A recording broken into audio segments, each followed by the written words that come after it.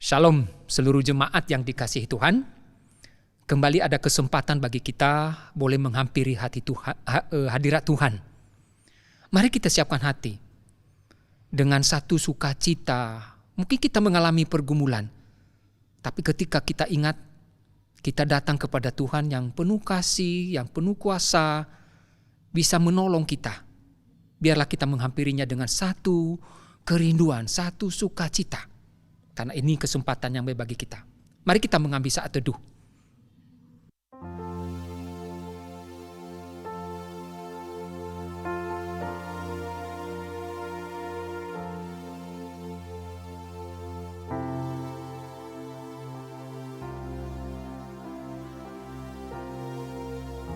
Bapa, di tengah kami lelah karena kerja seharian, di tengah kami mengalami pergumulan, di tengah berbagai hal yang menekan, kami ingat satu hal, hanya satu gunung batu kami, Tuhan. Hanya satu sumber kekuatan penghiburan kami, Tuhan. Layakkan kami orang yang berdosa ini, Tuhan. Walaupun seperti perempuan Kanani yang mengharapkan remah-remah roti boleh jatuh dan dia nikmati anugerah itu.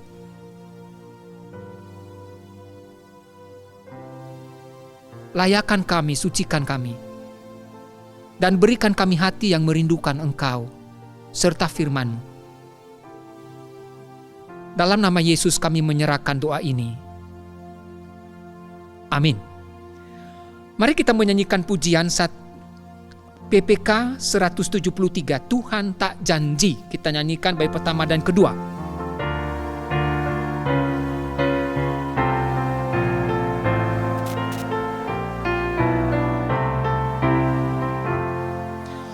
Tuhan tak janji langit biru, bunga terus harum di jalanku. Tuhan tak janji selalu cerah, senang tak susah selalu aman. Tuhan janjikan hidup kuat, jalan dipimpin perhentian, ujian dan bahaya disertainya, tak terbatas rahmat kasih-Nya. Baik kedua, Tuhan tak janji ku tak jumpa susah cobaan dan khawatir. Tuhan tak janji tidak menanggung banyak beban dan pekerjaan. Tuhan janjikan hidup kuat, jalan dipimpin perhentian, ujian dan bahaya disertainya, tak terbatas rahmat kasih-Nya. Bapak Ibu Saudara dikasihi Tuhan, salah satu hal yang sulit bagi kita ketika kita mengalami kesulitan, di tengah kita sampai sudah mendoakannya, berpuasa, lebih lagi kita di dalam komitmen menyenangkan hati Tuhan. Tapi ternyata justru kita mengalami pergumulan. Itu sulit bagi kita. Berbagai hati timbul pertanyaan. Mari kita lanjutkan pujian ini. Bait ketiga, Tuhan tak janji hari depan. Tuhan tak janji hari depan, jalanan datar dan leluasa, tak bergelombang air teduh, gunung tak rintang cerah. Tuhan janjikan hidup kuat, jalan dipimpin perhentian, hujan dan bahaya disertainya, tak terbatas rahmat kasih-Nya. Mari kita kembali berdoa sebelum membaca firman. Tuhan, kami bersyukur kami memiliki Allah seperti Engkau yang menyatakan real kehidupan kami melalui pujian ini.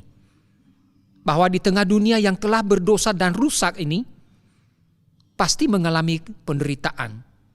Kami mengalami pergumulan. Tapi ada Tuhan yang berjanji. Tuhan sertai, Tuhan hiburkan, Tuhan tuntun, Tuhan kuatkan. Itu lebih cukup dari kami ya Tuhan. Walaupun kami mengakui sulit bagi kami ketika hidup di dalam proses itu. Untuk itu kami rindu firman-Mu terus berbicara kepada kami. Sebentar kami baca. Allah yang boleh terus berbicara kepada kami. Kami yang mendengar bukakan telinga dan mata rohani kami. Sehingga kami boleh mengerti dan melakukannya.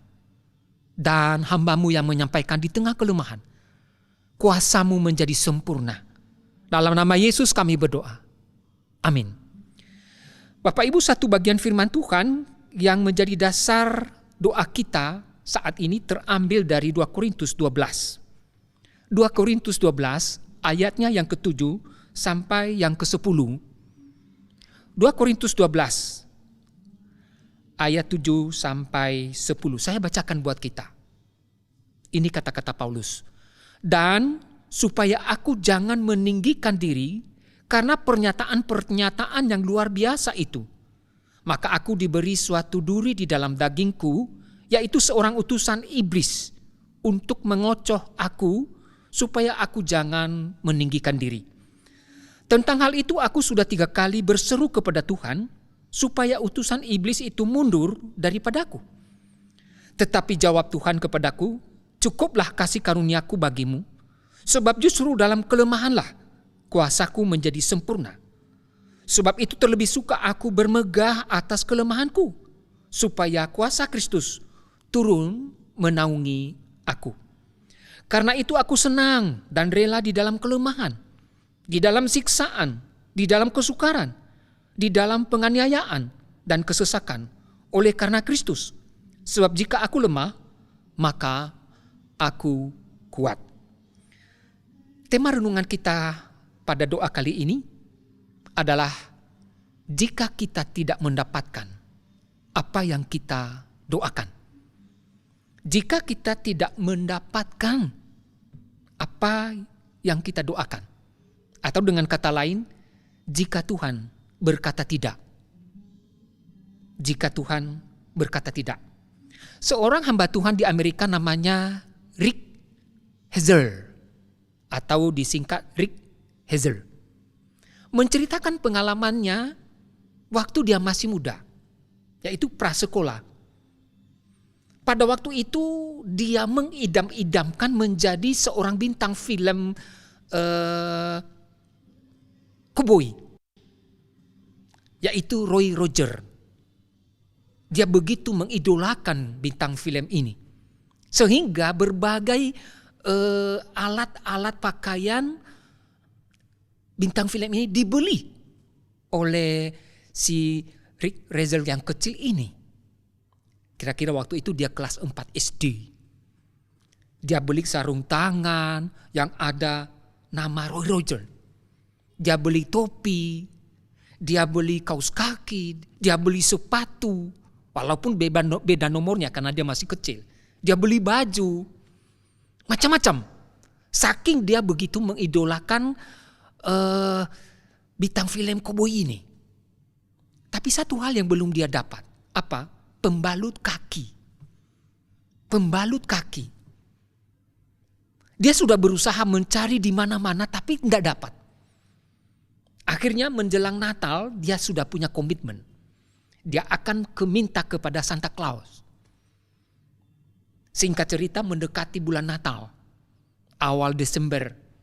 Dia bertemu dengan Santa Claus yang biasanya ke rumah membawa hadiah.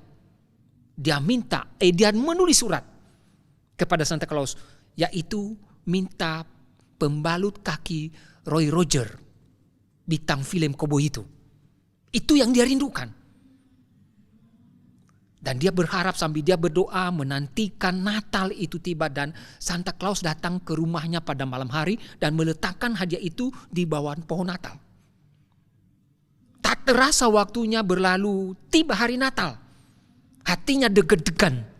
Dia mendapatkan pembalut kaki itu. Ternyata pada malam hari tanggal 25 Desember dia mengambil kado, bungkusan ada di bawah pohon Natal. Dan dia rasa itu hadiah yang dia idam-idamkan. Dia buka pelan-pelan dengan satu deg-degan hati. Tetapi setelah dia buka dan raba hadiah yang ada, ternyata bukan yang lembut yang mestinya itu ciri khas pembalut kaki itu. Tapi dia meraba, memegang benda yang dingin dan keras. Mulai dia kecewa. Dan setelah dia keluarkan dari box itu, ternyata itu adalah gitar listrik. Dia menangis dan bertanya kepada mamanya, kenapa ini bisa terjadi? Apa yang saya minta dalam doa dan apa yang sudah saya kasih tahu melalui surat saya kepada Santa Claus tidak terjadi. Dia kecewa. Bapak Ibu mulai luntur semangatnya untuk menjadi bintang film koboi juga. Sama dengan idolanya. Singkat cerita, setelah dia tamat SMA. Sebelum tamat SMA itu justru dia mengalami kecelakaan. Kakinya bagian kanan yaitu tulang besinya itu patah. Tentu saja menjadi bintang film itu salah satu menjadi kendala yang serius. Penampilannya dengan kakinya yang tidak pulih kembali itu tidak bisa menjadi bintang film yang diidolakan. Putuslah harapannya. Nah Bapak Ibu, mungkin kita juga mengalami apa yang dialami oleh Rizal ini. Sehingga di dalam kekecewaan dia memenuhi panggilan Tuhan menjadi hamba Tuhan. Masuk sekolah teologi tapi penuh penyesalan. Seolah-olah ini hanya satu-satunya yang bisa dilakukan. Tidak ada jalan keluar. Di zaman ini banyak juga orang Kristen yang mungkin mengalami hal yang mirip-mirip. Banyak orang yang memulai membangun rumah tangga dengan satu antusias yang begitu punya idealisme, punya cita-cita yang begitu tinggi. Terbayang mereka kebahagiaan. Tetapi justru yang terjadi adalah pertengkaran. Apalagi setelah melalui pernikahan 3, 4 tahun, 5 tahun. Dan dikaruniakan anak sampai 2. Membuat suasana rumah tangga begitu sibuk. Begitu menekan. Pertengkaranlah yang terjadi. Tidak jarang juga ada orang Kristen di dalam setelah perkuliahan dengan prestasi yang tinggi. Memasuki perusahaan dan bekerja. Dan bercita-cita memiliki kenaikan prestasi di perusahaannya ada dan benefit yang didapat. Tetapi ternyata bertemu dengan bos yang tidak mengenal perasaan. Menghina, merendahkan, menekan. Bahkan memanfaatkan. Mungkin kita kecewa. Tidak juga sedikit orang Kristen yang memulai kehidupan yang berjuang agar hidup kudus. Baca firman Tuhan, melayani Tuhan, rajin beribadah. Tapi apa yang didapat? Justru fisik kena sakit. Sakitnya lagi bukan hanya 1 bulan, berbulan-bulan. Habis keuangan, habis tenaga, justru depresi. Nah Bapak Ibu, di tengah-tengah kondisi demikian, ketika Allah mengatakan tidak terhadap doa kita. Saya yakin kita berdoa di tengah kondisi demikian. Namanya juga orang Kristen. Mungkin kita berpuasa. Pertanyaannya, bagaimana respon kita? Masihkah kita berkata, Allah itu baik, Allah itu maha kuasa, Allah itu keselamatanku? Apakah kita masih bisa meneriakan kalimat yang demikian? Bagian firman Tuhan yang kita baca tadi mengalami hal yang sama. Paulus mengalami hal yang sama. Kalau kita melihat Paulus bukan orang sembarangan Bapak Ibu ya. Orang yang betul-betul melayani Tuhan. Orang yang betul-betul ketat menjaga kekudusan hidup. Kalau kita baca suratnya Korintus macam-macam, waduh itu luar biasa. Mungkin langka orang Kristen seperti dia. Tapi perhatikan tadi bagaimana dia berdoa. Kenapa? Dia punya pergumulan yang dia sebut dengan duri di dalam daging. Nah memang Paulus tidak menjelaskan apa duri di dalam daging itu. Ada yang berkata mungkin kelemahan fisik. Ada yang berkata mungkin satu latar belakang bagaimana gitu. Atau gagap bicara macam-macam. Tapi yang jelas itu membuat dia menderita. Dan beberapa penafsir mengatakan ini bukan hanya misalnya kita ketusuk duri waktu kita petik bunga mawar lalu luka. Jadi bukan penderitaan biasa, luka biasa, bukan. Karena kita tahu Paulus ini orangnya keras. Ya, apalagi dia itu murid Gamaliel. Sebuah perguruan yang ada di Yerusalem yang terkenal. Dan murid-murid Gamaliel itu orang-orang yang super ketat. Hidupnya betul-betul ketat juga. Tidak gampang mengeluh. Jadi Paulus ini melihat duri di dalam dagingnya ini begitu membuat dia menderita dan mengganggu di dalam pelayanan. Sehingga dia berdoa dikatakan 3 kali. Jadi serius.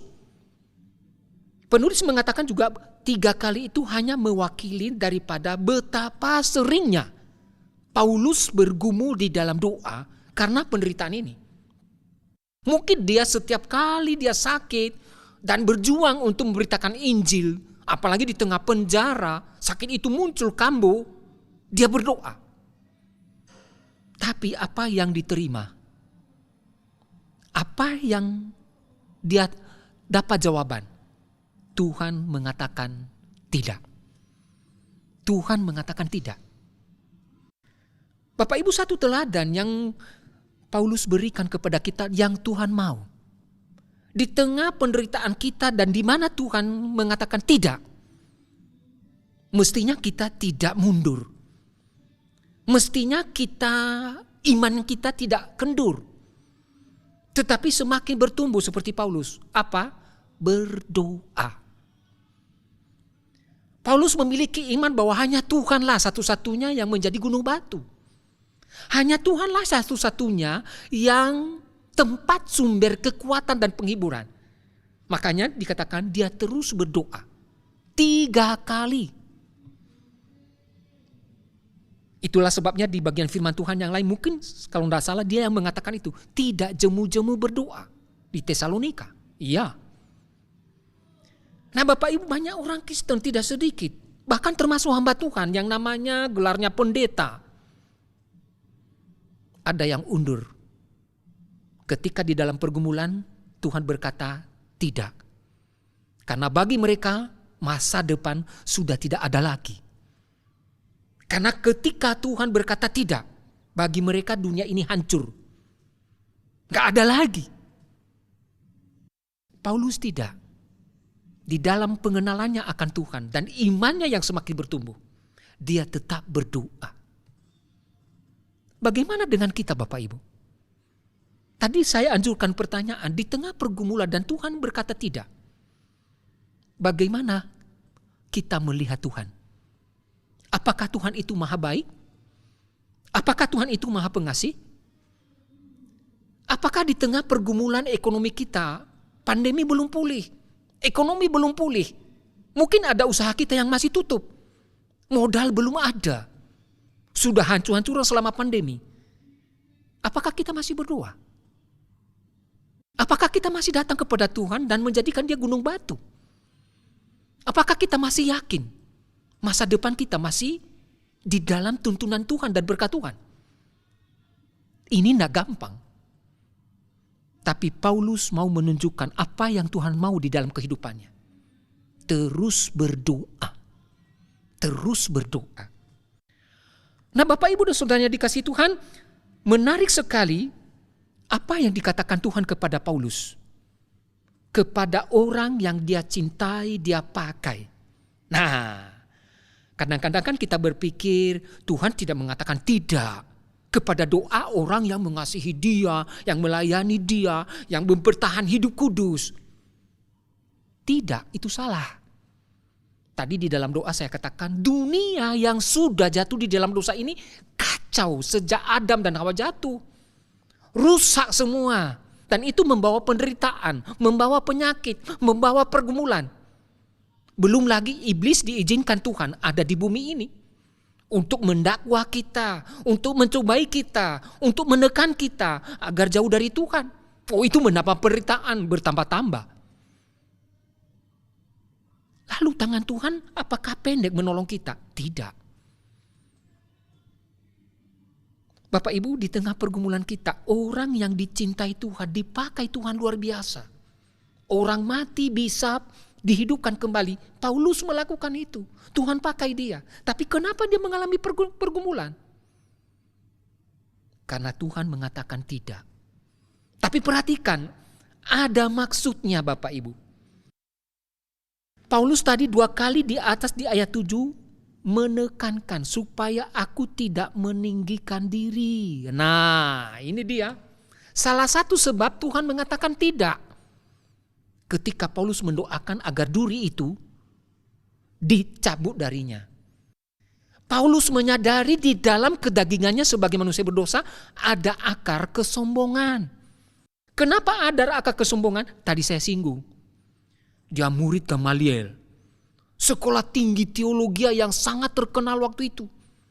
Dan sangat dipakai oleh orang-orang Yahudi. Disegani, didengar. Dan itu menjadi tokoh-tokoh di dalam kepemimpinan orang Yahudi.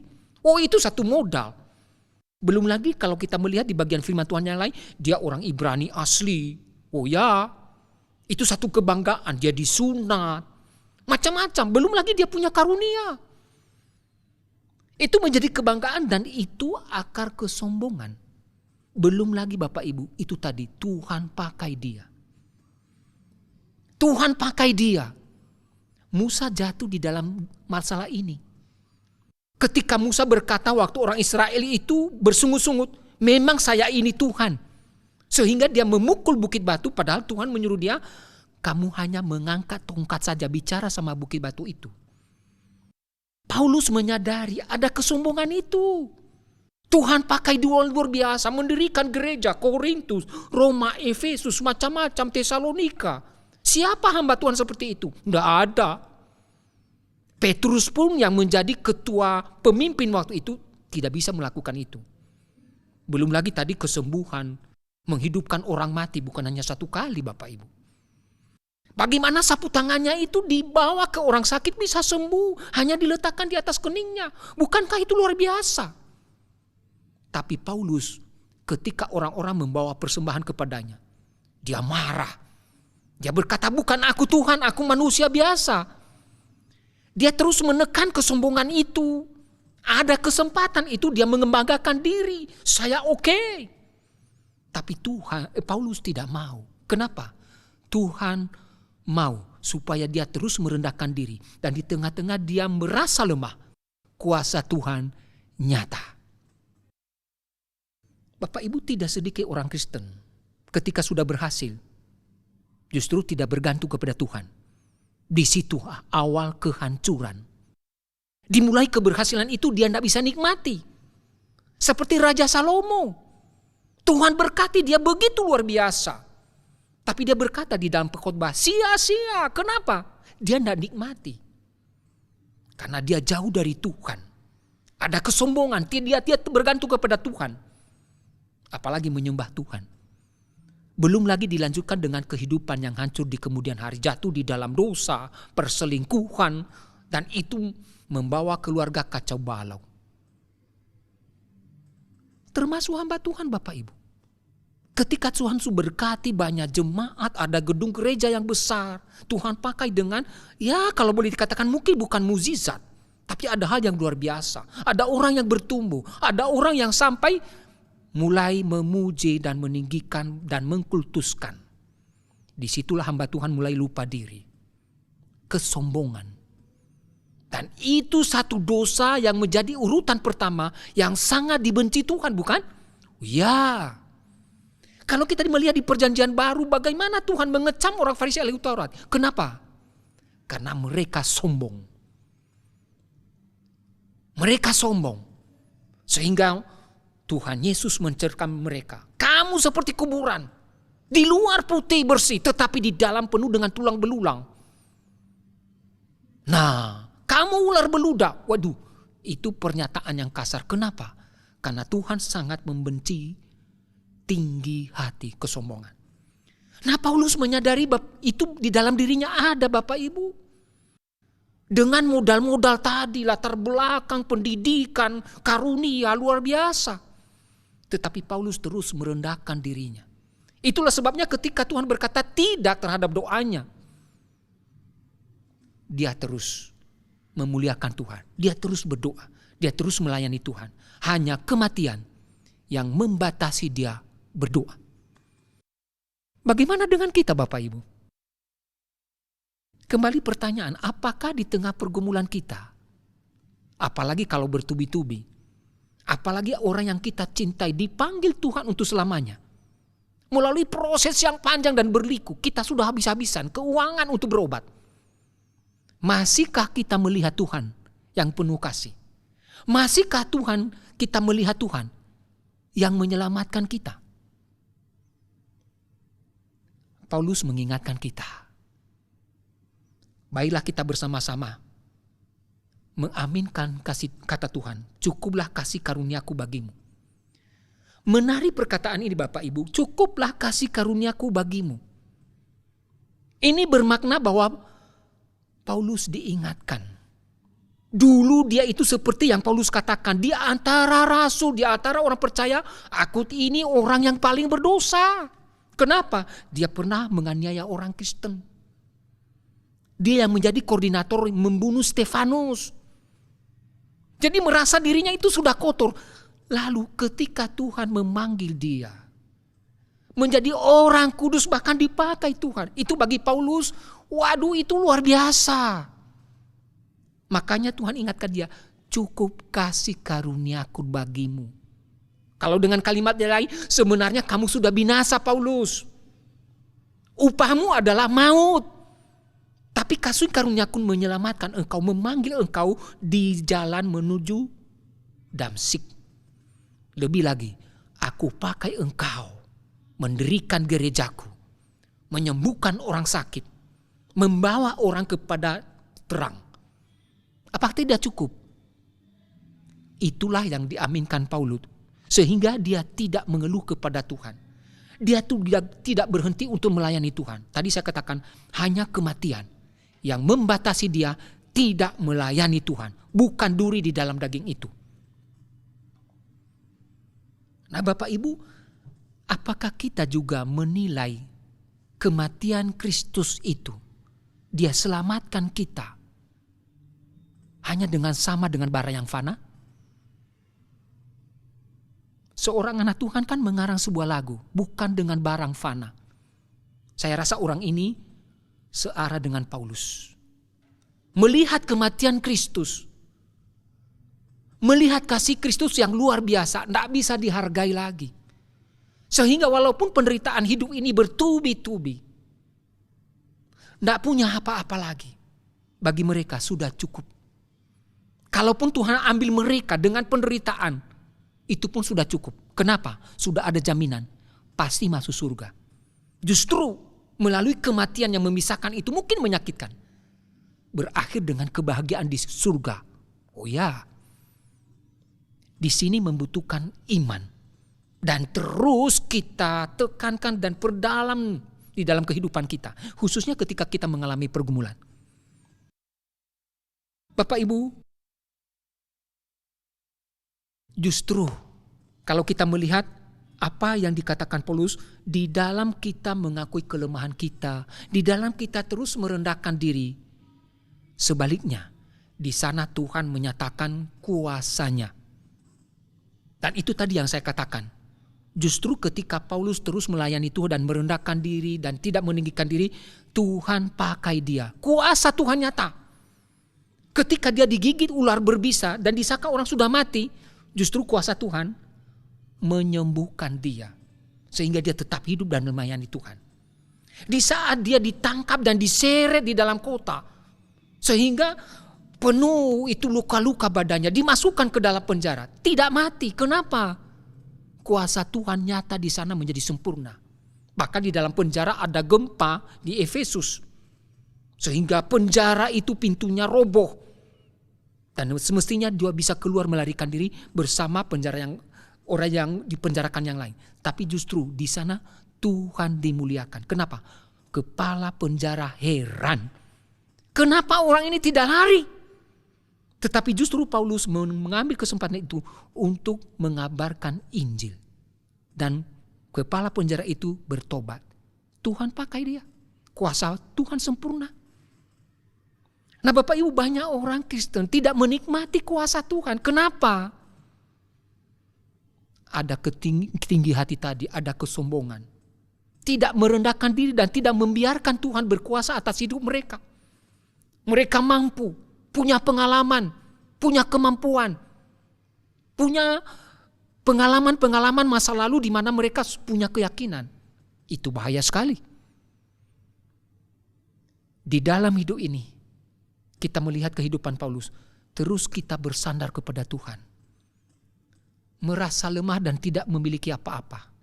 Dan disitulah Tuhan bekerja dengan sempurna, menyatakan kuasa-Nya.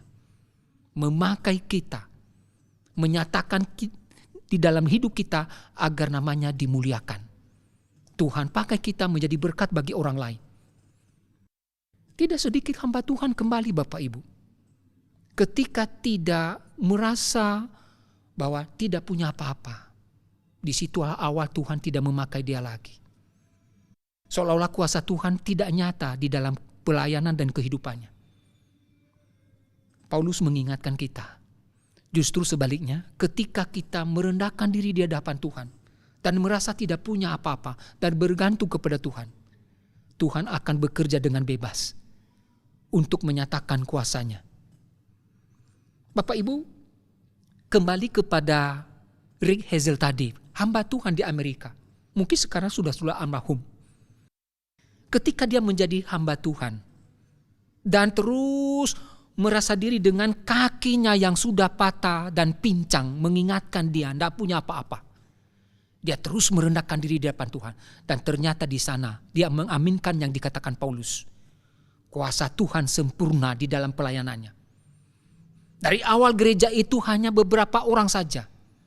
Justru berkembang. Bukan hanya satu gereja. Sampai 6 gereja didirikan di mana-mana. Bukan hanya 1000 jemaat. Tapi jutaan. Tuhan pakai dia. Bagaimana hamba-hamba Tuhan dia bimbing. Dengan konsep yang sama. Terus dipakai oleh Tuhan. Tuhan dimuliakan. Kuasa Tuhan nyata di dalam pelayanannya. Mari Bapak Ibu. Saya tidak tahu pergumulan apa yang kita hadapi saat ini. Mungkin sakit penyakit. Mungkin masalah ekonomi belum pulih. Ayo, Tuhan tidak berubah. Dia mau hadir di dalam kehidupan kita. Dan mau menyatakan kuasa-Nya. Melalui apa? Mari kita rendahkan diri. Ingat, kasih karunia-Nya. Ia menyelamatkan hidup kita sampai dia mati. Itu sebenarnya sudah cukup. Apalagi dia tambah dengan berkat-berkat, bukan?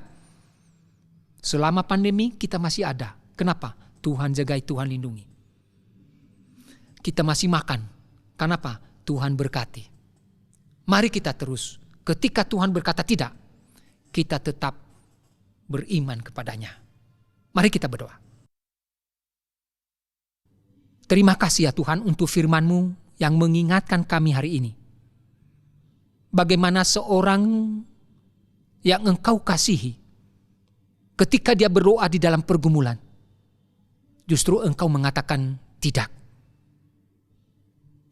Itu juga menjadi pelajaran bagi kami. Ketika kami mengikut Engkau, melayani Engkau dan berjuang hidup kudus, kadang Tuhan berkata tidak terhadap doa kami, terhadap pergumulan kami. Biarlah kami ya Tuhan dikuatkan. Kami tetap percaya kepadamu, kami tetap berdoa kepadamu, kami tetap melayani Engkau, kami tetap berjuang hidup kudus. Karena dunia ini tempat kami berada sudah rusak karena dosa, penuh dengan pergumulan. Hanya kami memohon, berikan kami kekuatan. Seperti Paulus, berikan kami kerendahan hati untuk tetap mengikut Engkau dan hanya bergantung kepadamu semata. Inilah doa kami Bapa. Sebentar kami akan menyampaikan beberapa pokok doa. Roh Kudus yang memimpin kami agar berdoa dengan benar. Bapak Ibu, mari kita berdoa bagi setiap jemaat di dalam pergumulan mereka, khususnya orang-orang yang usiawan atau yang biasa disebut kosiaga. Mari kita berdoa di tengah-tengah pandemi, mereka tidak beribadah secara onsite, mereka tidak berani ke pasar, mereka tidak berani keluar karena masih ada pandemi. Mari kita doakan supaya Tuhan menjauhkan mereka dari kejenuhan, Tuhan hiburkan, Tuhan lindungi dari COVID. Dan Tuhan memberikan kesehatan serta kekuatan. Mari kita berdoa. Tuhan, kami berdoa bagi orang-orang usiawan di gereja kami. Di tengah keadaan mereka mengalami keterbatasan waktu pandemi ini Tuhan. Sudah 2 tahun lebih mungkin mereka tidak pernah ke gereja, beribadah secara onsite, tidak pernah bertemu dengan teman-teman secara langsung berbicara. Tidak pernah mereka mungkin ke pasar karena biasa sebelumnya mereka lakukan. Membuat mereka boring, stres. Tuhan yang memberikan penghiburan dan kekuatan. Tuhan yang memberikan mereka perlindungan dari COVID. Tuhan yang memberi mereka semangat. Sehingga mereka tetap terus berjalan bersama Engkau ya Tuhan. Mengikuti ibadah secara online. Tetap berdoa kepadamu. Sertai mereka Tuhan dimanapun mereka berada. Bagi yang sakit, kiranya Engkau sembuhkan mereka. Bagi yang membutuhkan kebutuhan sehari-hari, cukupkanlah ya Tuhan. Engkau yang menyediakan bagi mereka melalui caramu sendiri. Inilah doa kami Bapa. Dalam nama Yesus kami berdoa. Amin. Bapak Ibu, mari kita berdoa juga bagi gereja kita di dalam menyusun program tahun ini. Dan kita berdoa bagi raker yang akan dilaksanakan pada bulan yang akan datang. Kiranya Tuhan tolong. Mari kita berdoa bagi majelis, para aktivis, para pengurus, hamba Tuhan, majelis. Supaya Tuhan tolong di dalam terus berdoa kepada Tuhan. Bertanya apa yang dikerjakan Tuhan di dalam gereja kita tahun depan. Mari kita mendoakan hal ini. Bapak, kami berdoa juga bagi pembuatan program gereja kami. Saat ini para hamba Tuhan, majelis, aktivis sedang berjuang untuk menulisnya, mengkristalkannya melalui program. Tuhan tolonglah setiap kami datang kepadamu. Untuk bertanya bahwa Engkau yang memiliki gereja, Engkau yang punya acara. Sehingga dari Tuhanlah kami membuat program itu. Tuhan tolong, Roh Kudus yang menuntun semua. Kami berdoa juga bagi rapat-rapat yang dilaksanakan. Beri kesehatan, berikan semangat untuk melayani Tuhan melalui membuat program ini.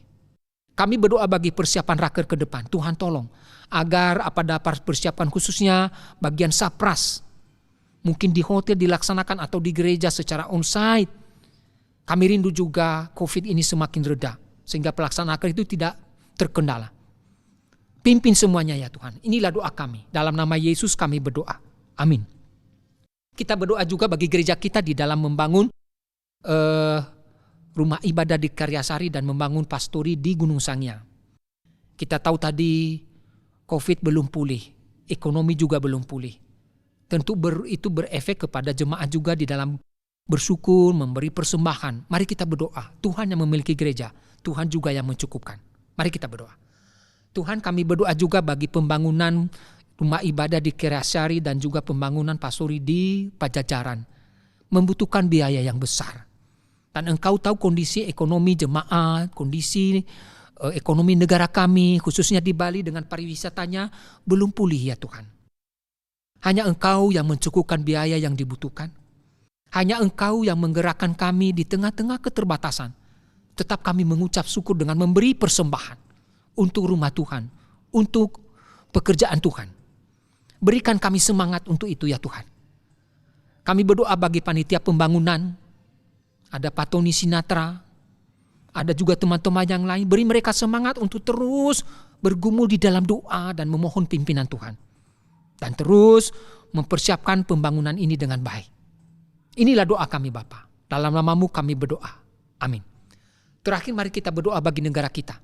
Berdoa bagi penuntasan penyelesaian COVID ini. Agar terus ada vaksinasi yang terus berlanjut, khususnya booster.